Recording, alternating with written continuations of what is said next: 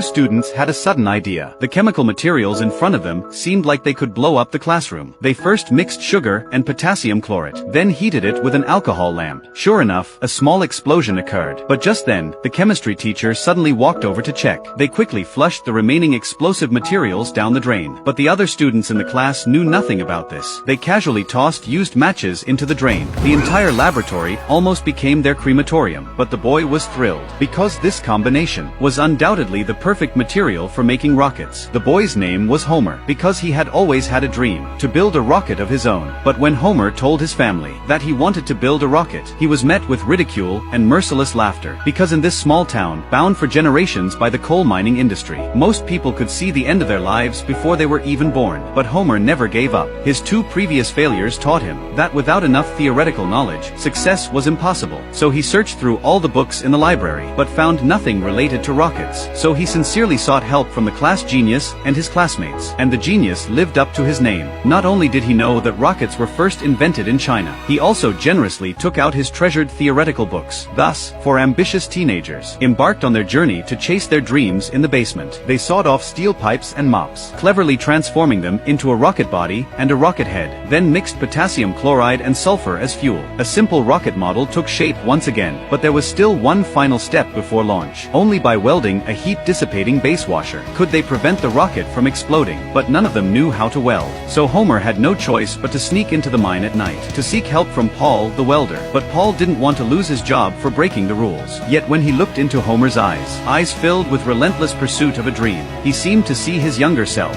Everyone once aspired to go far, but life had worn down their edges. With Paul's help, their rocket finally took shape. The next day, just as they were immersed in the joy of their rocket being completed, the principal walked over and snatched the rocket model away, declaring it a hazardous item and confiscating it. He even warned them that if they continued doing such impractical things, they would be expelled. Fortunately, Mr. Riley pleaded with the principal and saved the rocket from being destroyed. The teacher supported every child with a dream. He hoped Homer would participate in the science fair. As long as he won first place, he could qualify for the National Science Fair. By then, no one would ever look down on his dream again.